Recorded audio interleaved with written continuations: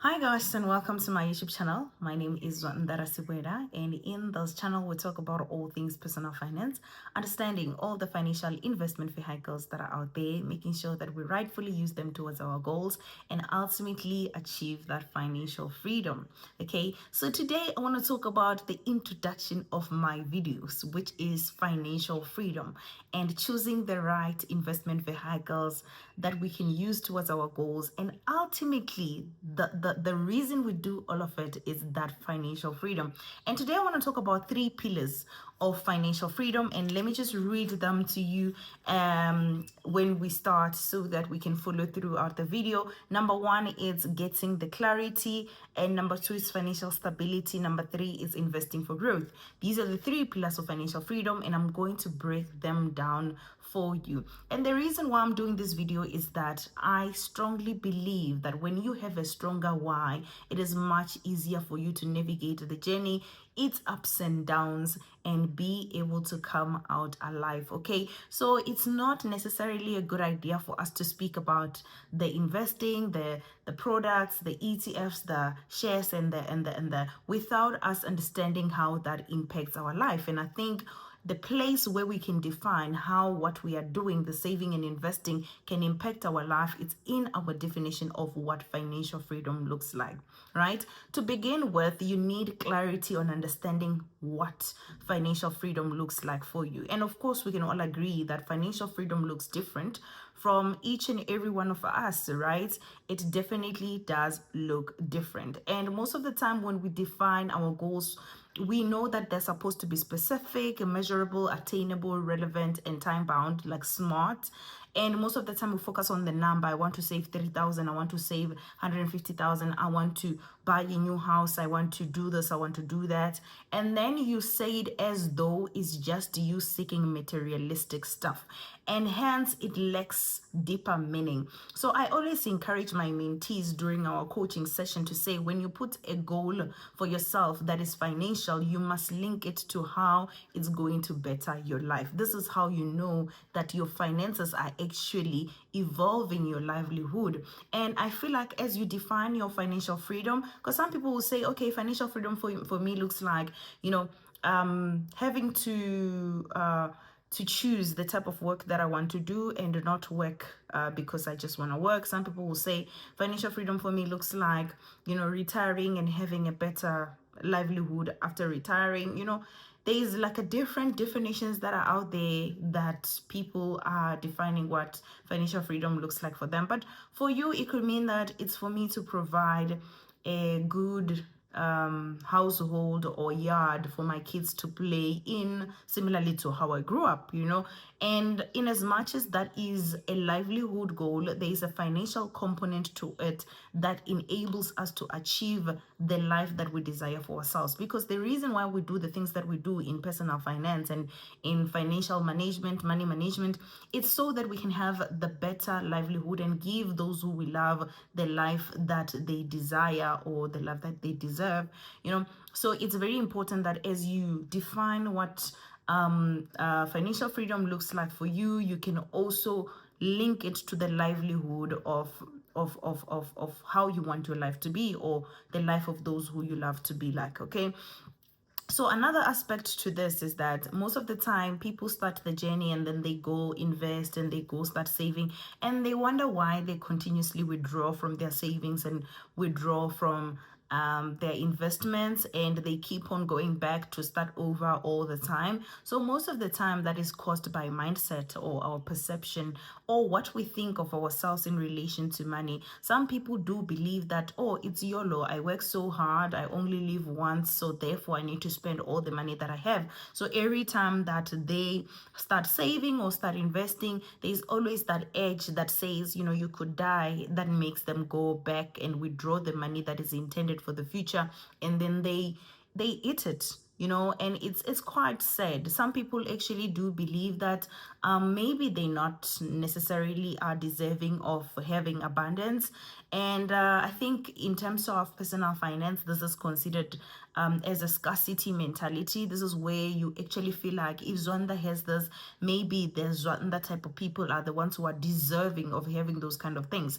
So it's very important that as we journey into our financial freedom path, or when you start your financial freedom journey, you are intentional in defining what that looks like, not only from the future standpoint, but understanding where your mindset and your reality and the relationship that you have today looks like with money. If you're the type of person who feels like if someone has millions, like 10 million, they have snake, then that means that you don't think that you can have that much money without having a snake. And that's something that you need to reassess for yourself and think, do I not think that I'm deserving of having that much money, And what makes me think that? Because sometimes this kind of thinking, it's actually rooted from how we were raised. Our relationship with money, most of the time, it's just the way we were raised. If there was always not enough, and if money caused fight, and if money was never spoken about, that can cause some sense of tension between our relationship with money as well. So you really need to face what your current relationship with money looks like, because that heavily influence how you're going to engage with your money. And even if you start and you're trying to invest, and you know the importance of investing, but if you do not resolve the relationship that you have and how your childhood influence how you're engaging with money, you're never gonna go far. I believe that people seek healing in a lot of things except for money, and I don't understand why. We need to seek healing and our understanding of how our childhood influenced the relationship we have with money, so that we can relate with it better. I don't mean to be psychologist about this, but I just feel like it's very important for you to kind of understand the negativity that may be influenced by how you perceive money, that is hindering you from progressing, because you can put as much structure in place as possible, but if you're going to just withdraw it and act anxiously with fear, and not proceed, you're never going to reach your financial freedom. It's very unfortunate that we are living in a generation where there's just so many information about personal finance, about financial planning, about so many things. You can get the correct information these days on the internet for free about how you can reach your financial freedom. However, if you look into the percentage of people who are financially free and those who are not, we are still at the same rate as the times when we didn't have information.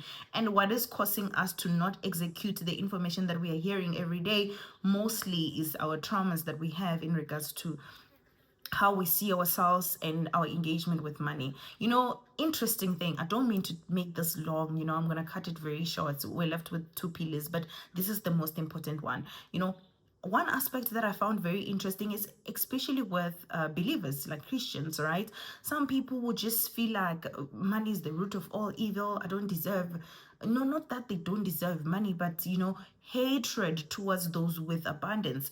And I'm very surprised with that, because I believe that my God, the one who created me, is a God of abundance. Like there is nothing that is defined as wealth that has not been created by God. And therefore I am deserving of the heavenly riches through Jesus. I don't mean to preach, but I'm just saying that you need to familiarize yourself with abundance and be accepting that you are deserving of the abundance of wealth that is here on earth, for yourself and for your family and for the nourishment of your well-being and your livelihood. Yeah, so that's number one pillar. Get clarity in terms of how you're relating with money, in terms of what does it really mean for you, so that when you put steps in place, they are linked to your livelihood. Okay, so the second one is financial stability. This is when we start looking into the practicality of financial freedom, meaning that the things that you have to actually do that can make the journey easier, or make whatever you have defined as your financial freedom to be easier. One of the things that I would like to highlight is income, right? If we're going to talk about savings, investing, paying off of debt, all of it is driven by how much income we have, right? So for me, I feel like one of the ways in which you can figure out the fastest way to get to your financial freedom, it's if for you have a decent income. What is a decent income? It's you who have to define that. But if you are living paycheck to paycheck and you are reliant so much on credit cards and personal loan,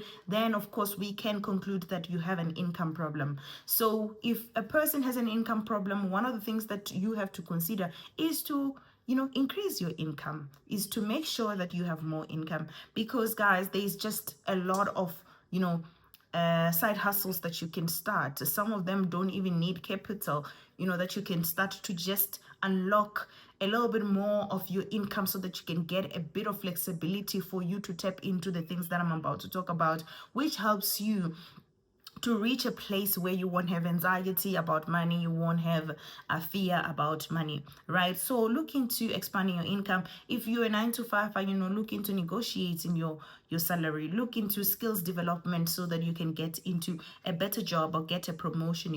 And unfortunately, year on year, salary increases, it's not necessarily good enough considering inflation as well for you to be able to grow your income. So look into ways in which you can get either a promotion or get a new job. And of course, you need to be adding value for you to even start that conversation. And if you feel like, I don't think that's at a place where I can negotiate, find things that can help you to get there. So some people will say that, oh, nah, I don't think that I'm the type of person who can do side hustles. So if you're the type of person who can do side hustles, that means that ensure that at work you're adding value enough for you to be identified as, a rising star, so that they can give you the promotion you need and the income that you need that is equivalent to the value that you add, right? And on the side hustle side of things, guys, nobody is born a side hustle. Nobody wants to sell. However, if you're the type of person who feel like, what, my income is tight, this is one of the areas that you need to figure out the skills that are necessary for someone to sell, because it's a skill. It's not like anyone was born with side hustle mentality. It's a skill. You can learn it and you can sharpen it and you can get better at it and start selling. The beauty about the side hustle option of things is that you can scale and it can get you more income according to the input and the effort that you put into the business. So at least you have a flexibility of scaling that is determined by you, unlike salaries, where if you get a promotion this year, you're most likely not going to get it next year. So there is that, right? So look into increasing your income so that you can accommodate all these things that requires money. Okay, so as you are looking into financial stability through income, another aspect that you need to consider there is that you're trying to increase your income, one, so that you can save for your emergencies, right? You want to have an emergency fund. Financial planners recommend that we need to have 3 to 6 months worth of our living expenses. And for me, I strongly believe in this. I strongly believe actually in anyone to start with saving at least the 100K. I call this financial stability income, financial stability fund. And the reason why I call it financial stability fund is because it's the set of money that if you have it, you can start being stable. Like, you will not have anxiety when your car tire punches. You will not have anxiety when you have an accident.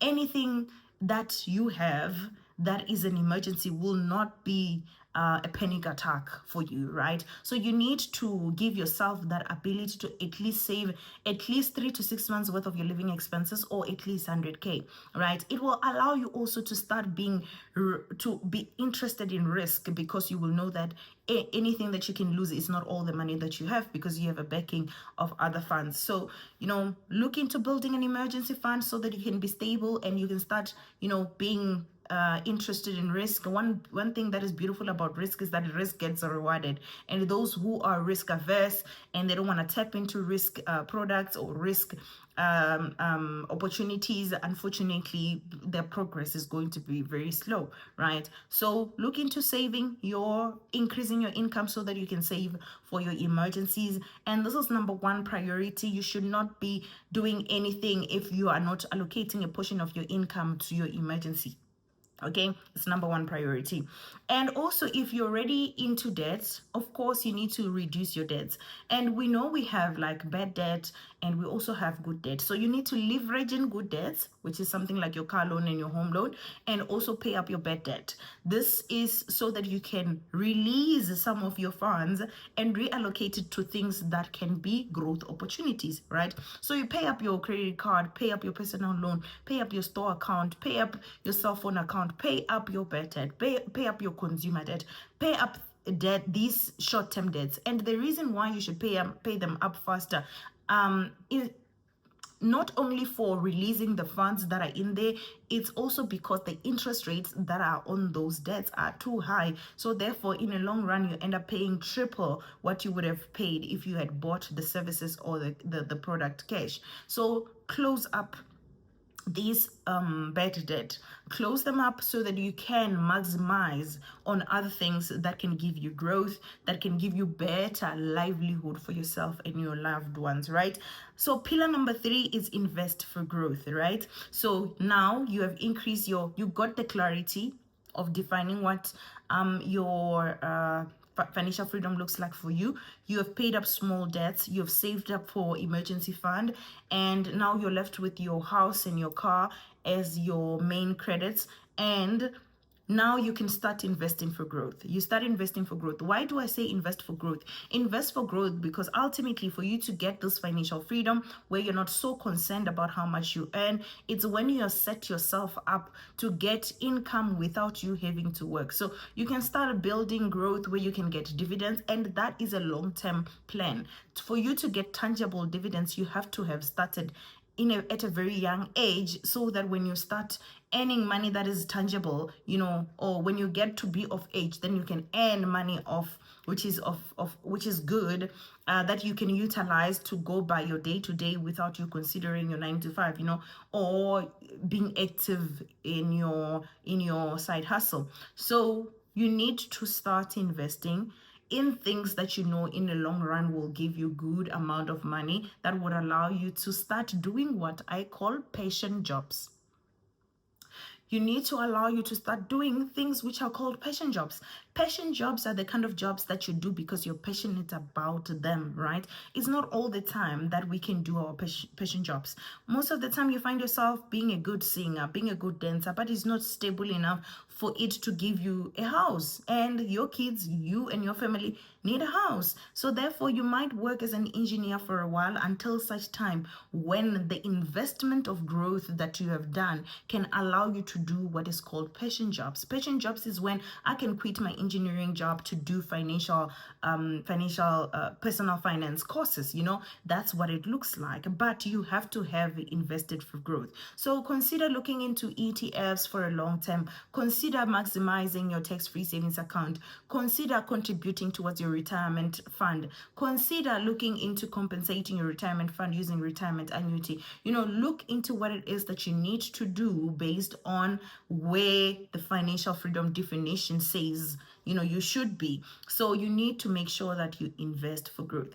In the next videos, I am definitely going to be talking about ETFs. And if you're one of the people who think that ETFs is the best product to invest for growth for yourself, you will learn more and actually know how to maximize on those products to achieve what you have defined as financial freedom. So now that we know what financial freedom is, and we understand that there are pillars within financial freedom that we need to consider as we journey towards it, for us to know when we have achieved it, I think we can start nicely with the better understanding of why we are trying to do what we are trying to do.